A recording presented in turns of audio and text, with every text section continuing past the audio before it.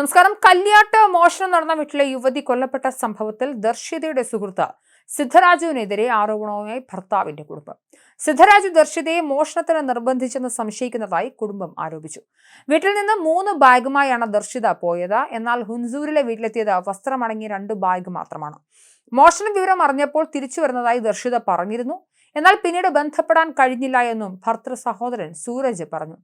ദർശിതയുടെ പെരുമാറ്റത്തിൽ കുറച്ചു നാളായി മാറ്റം പ്രകടമായിരുന്നുവെന്നും കുടുംബം പറയുന്നു. കണ്ണൂർ കല്യാട്ട് പട്ടാപ്പകൽ വൻ മോഷണമുണ്ടായ വീട്ടിലെ മരുമകളെ കർണാടകയിലെ ലോഡ്ജിൽ വെച്ച് കൊലപ്പെടുത്തിയത് ആസൂത്രിതമായെന്ന് പോലീസും പറയുന്നു. വായിൽ ഡിറ്റനേറ്റർ തിരികെ പൊട്ടിച്ചാണ് പ്രതി സിദ്ധരാജു ദർശിതയെ കൊന്നത്.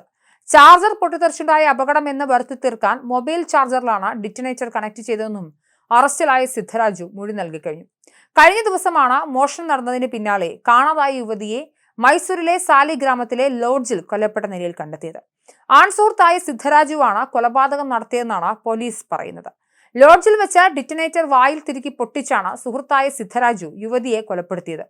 7 വർഷമായി ഇരുവരും പ്രണയത്തിലായിരുന്നു. ഇതിനിടെ കടം നൽകിയ പണം തിരിച്ചു ചോദിച്ചതും ഭർത്താവിന്റെ കൂടെ ഗൾഫിലേക്ക് പോകാൻ തീരുമാനിച്ചതുമാണ് കൊലയ്ക്ക് കാരണമായത്. ദർശിതയെ സിദ്ധരാജു ആസൂത്രിതമായി ലോഡ്ജിലേക്ക് വിളിച്ചു വരുത്തി കൊലപ്പെടുത്തുകയായിരുന്നു. കൊലപാതകം നടത്തിയ ശേഷം മൊബൈൽ ചാർജർ പൊട്ടിത്തെറിച്ചുള്ള അപകടമെന്ന് വരുത്തി തീർക്കാനായിരുന്നു ശ്രമം. ലോക്ക് തകരാറുള്ള റൂം ചോദിച്ച് വാങ്ങുകയായിരുന്നു എന്നാണ് ലോഡ്ജ് ജീവനക്കാർ നൽകിയ വിവരം. റൂം കാണാൻ എന്ന പേരിൽ ആദ്യം റൂമിലെത്തിയ സിദ്ധരാജു മൊബൈൽ ചാർജറിന്റെ അഗ്രഭാഗം മുറിച്ചു മാറ്റി ഡിറ്റനേറ്റർ ഘടിപ്പിക്കുകയും ചാർജർ പ്ലഗിൽ കുത്തിവെക്കുകയും ചെയ്തു. പിന്നീട് ദർശിത മുറിയിലേക്ക് എത്തിയതോടെ കൈകാലുകൾ ബന്ധിച്ച ഡിറ്റനേറ്റർ വായിൽ തിരികെ കയറ്റുകയായിരുന്നു. സ്വിച്ച് ഓൺ ചെയ്തതോടെ ഇത് പൊട്ടിത്തെറിച്ചു. റൂമിലെത്തി 4 മിനിറ്റ് സമയം കൊണ്ട് പ്രതി കൃത്യം നിർവഹിച്ചു.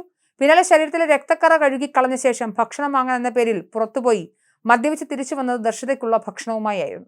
തിരിച്ചെത്തിയ സിദ്ധരാജു വാതിൽ തുറക്കുന്നില്ലെന്ന് പറഞ്ഞ് ബഹളം വെച്ചതോടെ വാതിൽ പൊളിച്ച് അകത്ത് കയറിയപ്പോഴാണ് കിടക്കയിൽ മരിച്ചു കിടക്കുന്ന ദർശിതയെ കണ്ടത്.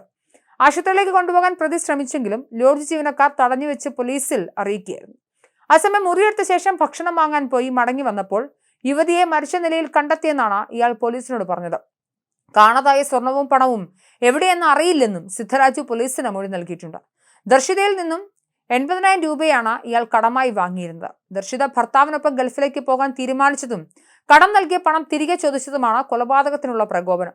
അതേസമയം കാണാതായ സ്വർണവും പണവും സംബന്ധിച്ച് ദുരൂഹത തുടരുകയാണ്. മരുമകൾ സ്വർണവും പണവുമായി കടന്നു കളയുമെന്നൊന്നും കരുതുന്നില്ല എന്നാണ് ഭർത്താവിന്റെ അമ്മ പറയുന്നത്. 4 ലക്ഷം രൂപയും 30 പവൻ സ്വർണവുമാണ് മോഷണം പോയത്. വെള്ളിയാഴ്ച വൈകിട്ടാണ് മോഷണം പോയ വിവരം അറിയുന്നത്. വീട് പൂട്ടിപ്പോയത് ദർശിതയാണ്. തിരിച്ചു വന്ന അമ്മായിയമ്മ മുറിയുടെ താക്കോൽ കാണാതെ അന്വേഷിച്ചപ്പോൾ പണവും സ്വർണവും മോഷണം പോയതായി അറിയുന്നു. അപ്പോൾ തന്നെ ദർശിതയെ വിളിച്ചെന്നും 2-3 തവണ വിളിച്ചപ്പോൾ ഫോൺ എടുത്തെന്നും 2 ദിവസം കഴിഞ്ഞ് വരാമെന്നും പറഞ്ഞു. ദർശിത ഫോൺ എടുത്തപ്പോൾ മറ്റാരോടോ സംസാരിക്കുന്നത് കേൾക്കാമായിരുന്നു. പിന്നീട് വിളിച്ചപ്പോൾ ഫോൺ എടുത്ത ഒരു പുരുഷനായിരുന്നുവെന്നും അപ്പു എന്ന് പറയുന്നതിലോ തോന്നിയെന്നും വീട്ടുകാർ പറഞ്ഞു. ഈ കുടുംബത്തിന് സിദ്ധരാജുവിനെ കുറിച്ച് എന്തായാലും നിലവിൽ വിവരങ്ങളൊന്നുമില്ല.